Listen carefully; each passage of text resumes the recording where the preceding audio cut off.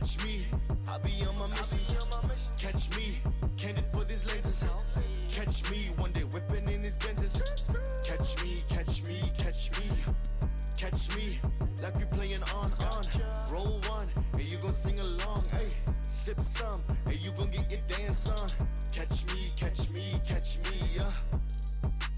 Drowning in ambition now. Welcome to the show. How are you feeling? I'm feeling good, bro. Feeling good. Bro, you smell good, bro. It's been long. What is that, bro? Flavor. That's Joe Malone with a little bit of Invictus. I got mixed. Jeez, this guy flexing on us. So I wonder what the ladies are just like running off to you, bro. Just mixing it together. I don't think it's a cologne because they chase before they get close. It's not. Bro, it throws them in though. I'm telling you. Fair. True. So, bro, listen, you're not new to the show. You've been here the first time around like 2 years ago, 1 year ago. We were on the streets. It was first Thursday, bro. Yeah. First, you didn't know me. They were like, "What the hell is going on here?" Like, Nah, I mean, I think we had spoken before, so it wasn't the first time. I think we spoke. Yeah, I bumped into you at Shaggy Stone. I was just randomly like, "Yo, it's a Shinga. I want to interview you." I was just like super random, and ever since you ghosted me, bro. Put you on the spot, bro.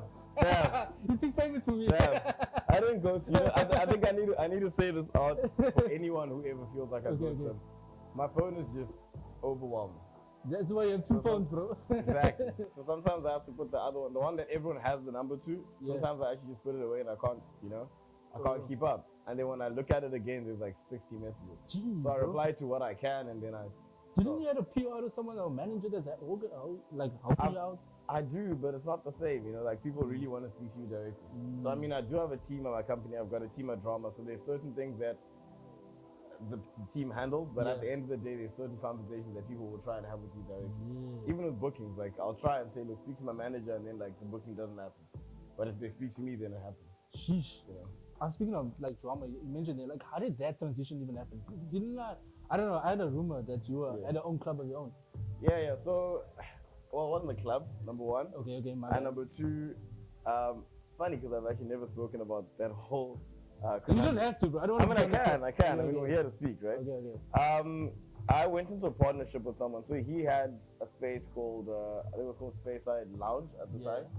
And he asked me to come through and help with marketing. And I said, bro, like it doesn't look the part. Like my market won't really come here and stick. And I said to him, look, you need to renovate. And he said to me, he doesn't have budget to renovate.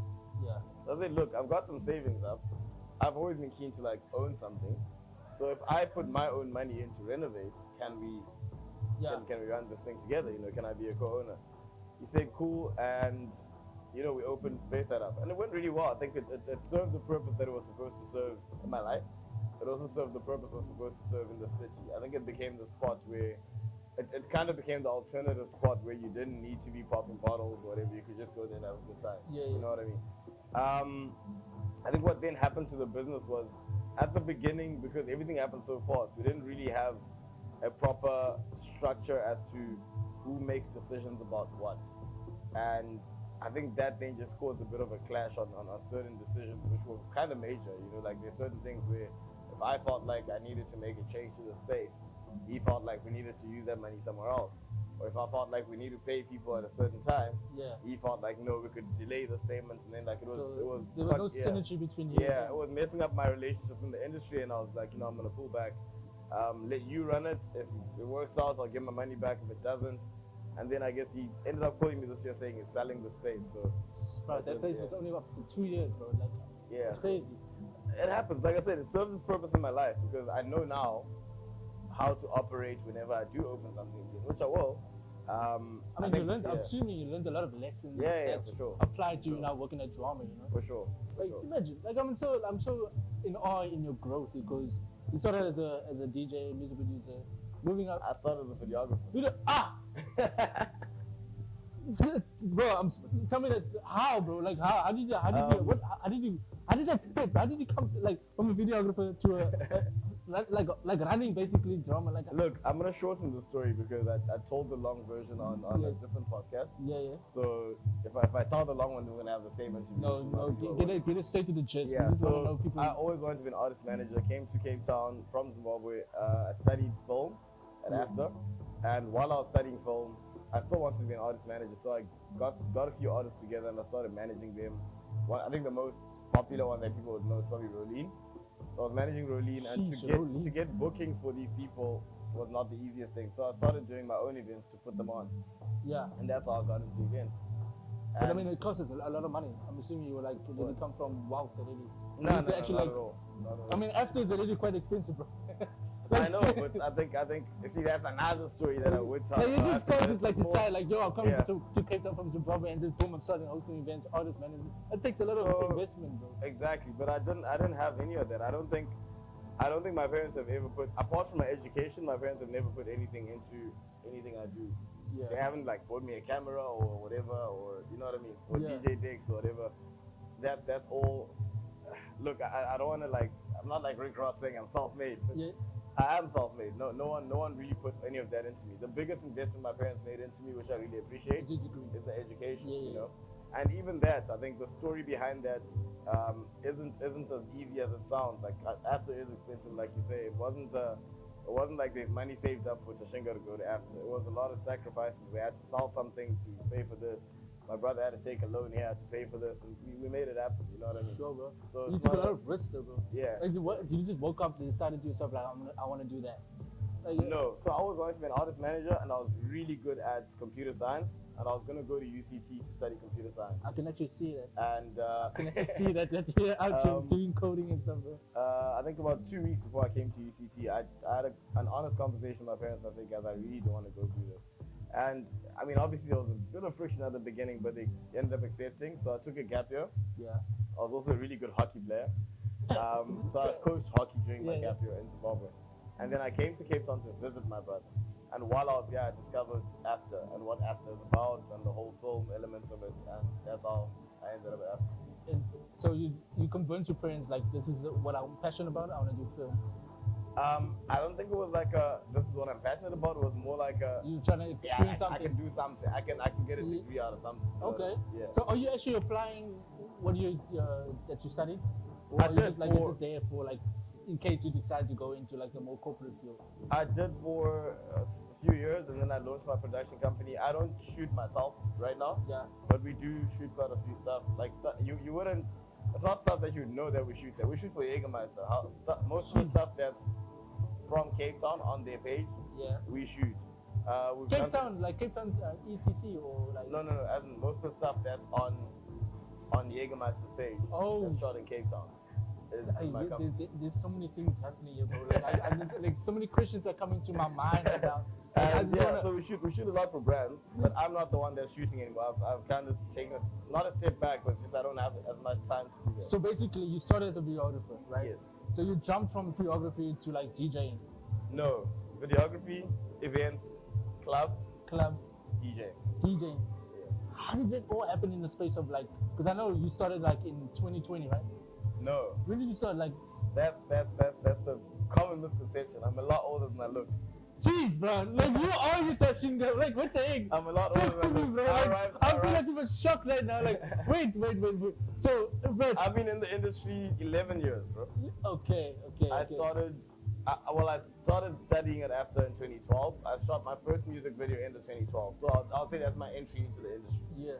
Although if you want to go back with events, I was doing events in Zimbabwe during my gap year, and Okay. those were also not like house. We did house parties, but we also Yeah. did like a few professional events.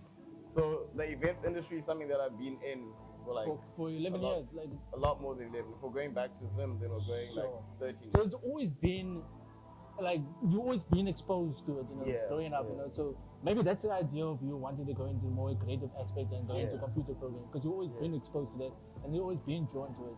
You know, Yeah. hence the gravitation, you know. Yeah. So it makes sense now. Now you just like acclimatized to it, and it's like it's a part of you, like forever. 100%. That's crazy. Like, I just want to know now. It's like it takes it's not like it's overnight, you know.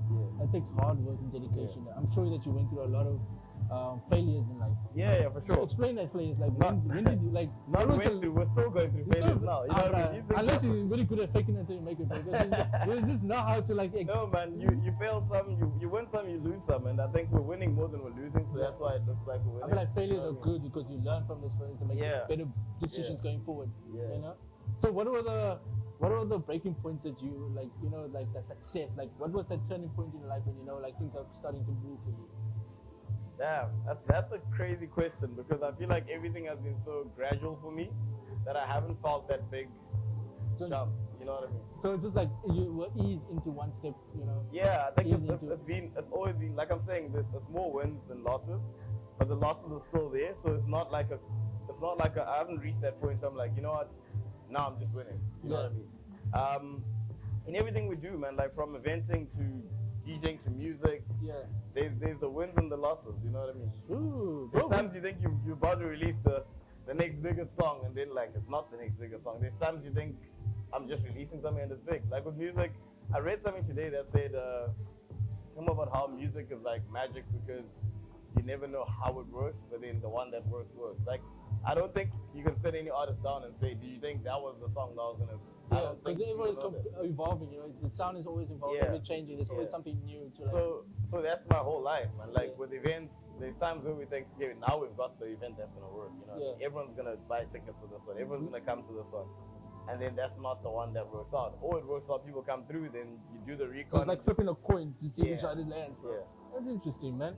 That is crazy. Like, how do you find the time to actually like balance all the things that you're doing right now?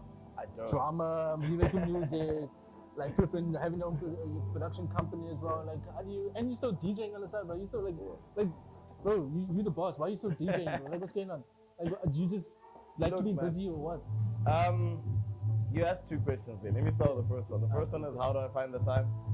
Honestly, man, I don't. I don't want to say I go with the flow. I have a schedule. Yeah. If I show you, you're gonna be like, that's crazy. When do you find time to take a girl on a date? I don't. Yeah. You know what I mean? There's no breaks. I wake up in the morning 10 a.m., which is quite late for some people, but Yeah. I have to because I also work at night. Wake up to 10 a.m. I go to the gym. I do my morning routine, everything. Then I work on my company mostly in the morning. Then I work on drama in the afternoon, like planning. And then in the evening I have meetings. And then I do a bit more like admin work in the evening as well. Well, So I don't really have like that many gaps in between. you don't. And that's like your Monday, Tuesday. Then from Wednesday to Saturday, I'm at drama at night. So my Saturdays, Wow. which you called me on a Saturday, is Yeah. probably when you'll probably find That's some your free time, man. So Yeah. this is the time where you're supposed to be going on dates and stuff, bro. It's happening. 100%. Maybe I should go on this. I should call someone and go on a date. You should have brought your girl here. This is a nice aesthetic place, you know. Nice shout out to Pop Up. When you say my girl, what are you talking about? I don't know. There's probably I don't know, bro. There's probably so many of them reaching up your DMs or like messaging you right now. Answer 2 phones, bro, because you can't keep up with them, you know. Not even. And then you asked another question. I'm forgetting now. You asked 2 questions. Oh, why do I still DJ when I'm the boss? I Yeah. think, bro. I think the answer to that is it's something that excites me, and I need to keep excited.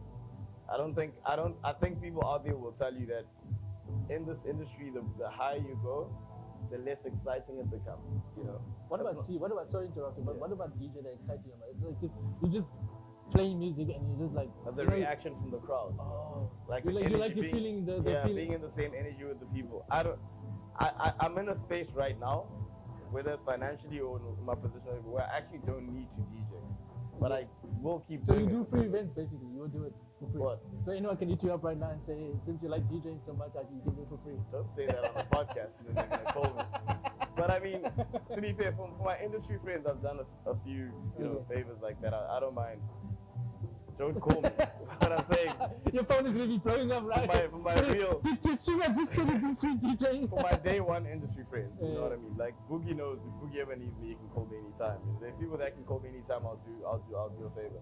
But You work at drama. You should be DJing all the night since you love it so much. I mean, I also need to take some time to see what's going on. And Oh, also okay. You know what I mean? Okay. Yeah. And I think I also told DJ to keep up with my skill because like people are getting better and better out there. Yeah, you know what I mean? you you still want to be.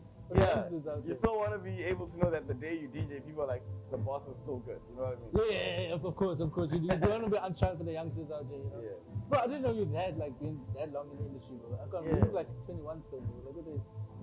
Like, you look young, bro. I don't grow old, bro. Like, what's going on? Black don't crack, I guess. For all, William. Wait, are you that old, bro? I am. Not as old as Pharrell. No. But like, I'm older than you think, bro. Like, can I guess? No, you can't guess. You can't guess.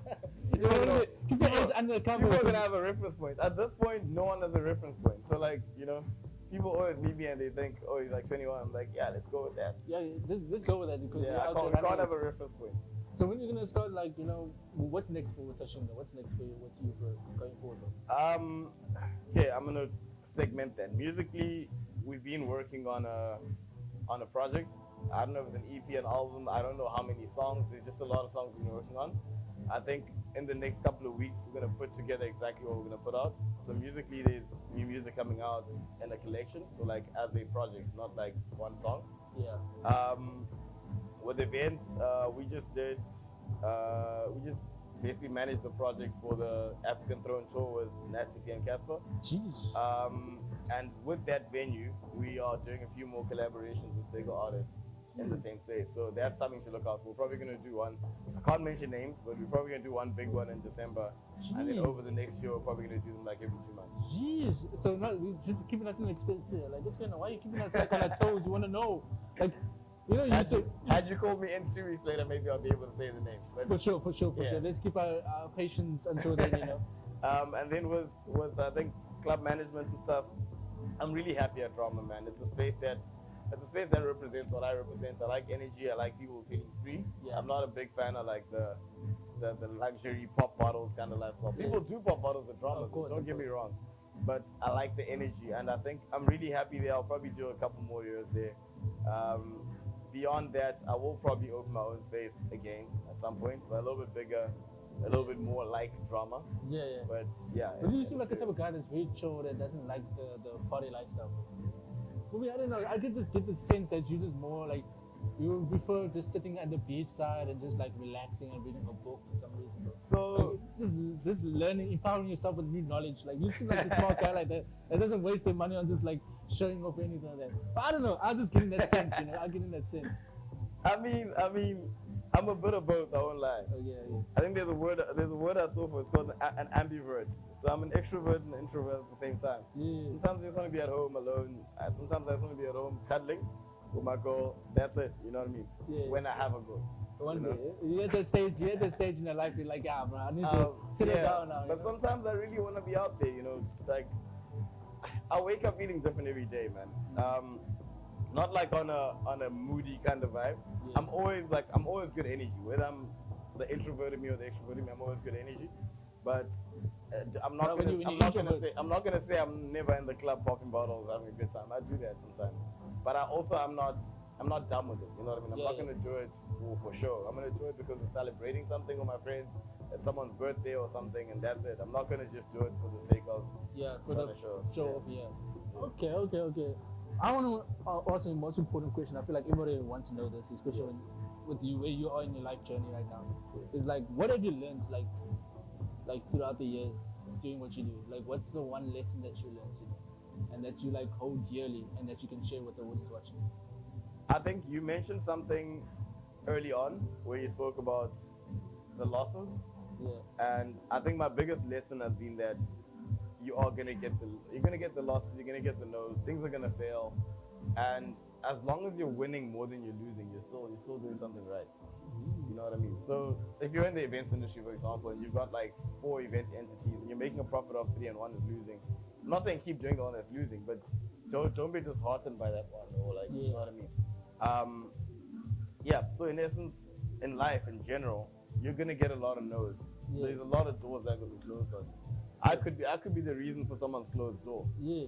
Right? Like you were saying to me that you felt like I wasn't responding to you. Yeah. You're fine, because you didn't need to make money from me. But there's people who are hitting me up for DJ gigs, for example. And I can't, it's not that some of them I actually can't reply because I know I'll have to say no. Yeah. Some of them I actually do say no. So being nice but not replying. Yeah. Some of them I actually do have to say no. You seem like a nice guy, like you just don't have people's feelings, bro. And then some of them I actually just don't see them. Yeah. And things like that kind of, you know, break some people's hearts, and some of them, they break them down. I don't think that's how you should take it, you know. Take that no, ask someone else to book you and someone else to book you. Maybe from those 3 people that book you, I'm sitting with one of those people and they say, yo, book this guy, and that's how you get your next booking. The circle just the circle keeps going. So don't take a no as like as a final decision for your trajectory of life, you know. Yeah. Alright, cool. Shout out, bro. I really appreciate you taking the time to come here and sharing your story with us. I feel like there's more to come. I like this is just you know, the second for the most, you know? If that makes sense. If that makes sense, you know? And I just can't wait to see when the event coming up. I can't wait to be there and actually do a media coverage, bro. Putting it out on the spot, bro. Can we come there and take a video? I know you have your own production. I'll give you a hint off camera. I'll give you a hint off camera. Alright, cool. Ladies and gentlemen, it's Sashinga. Where can we follow you? Instagram, Sashinga MTK. I really wish I could do more social media, man. I've got a Twitter account I don't feed. Bro, that's what you need a PR. I've got threads I don't thread. I've got a TikTok account because when we released that song with Shoma Josie, we had to do some TikTok stuff. Ever since then, I haven't used it. So, jeez, bro, I noticed that you didn't really market that song. Like, we just did one challenge and that was it. Look, man. What's going on, bro? There's an off-camera conversation for that as well. Okay. I think there was a lot of synergy leading up to the drop, and I think within the release there's a lot of synergy that was lost. Yeah. Let me put it that way, without putting pinning blame on anyone. Yeah. But there's a lot of synergy that was lost as we dropped, which kind of obviously like a song like that with so many big stars needs everyone to be on the same page and saying we're doing this together. You know what I mean? And I think there was a lot of us that were doing it together, and then there was just like lack of organization, lack of clarity. Yeah, but there was just a bit of lack of synergy that then happened as we dropped. But I also don't think it didn't get the push it needed, man. That song is on 250,000 streams as we speak, so that's not bad. Yeah, you know, it's still the biggest song I've dropped. It's still the biggest song for like 3 people on the song. But next is gonna be Casper and Verse and SEC. We ended with that. We ended with that. Check, Sashinga. We're manifesting that. We're manifesting that for the future. Sooner or later, it's gonna happen, especially on your event. 2 weeks time, like you said, you're gonna drop it. Well, 2 weeks time, I'll tell you. Yeah. We're not dropping the marketing 2 weeks time, but yeah. Sashinga, is that your real name, bro? Sashinga is my real name. Oh, I thought that was a stage name. A lot of people say that. I thought it was like some. Once you go to Zimbabwe, you realize it's a common name. So. Okay. Alright, Sashinga, thank you so much, man, for coming to. I appreciate it, brother. See you on the next one, the third one. 100%. Cool. I'm your host, Kenny J. signing out. Sip some, and you gon' get your dance on. Catch me, yeah. Drowning in ambition now. Wet. Turning all these tables now. Blip. Burning all these bridges down. Lit. Catch me, damn.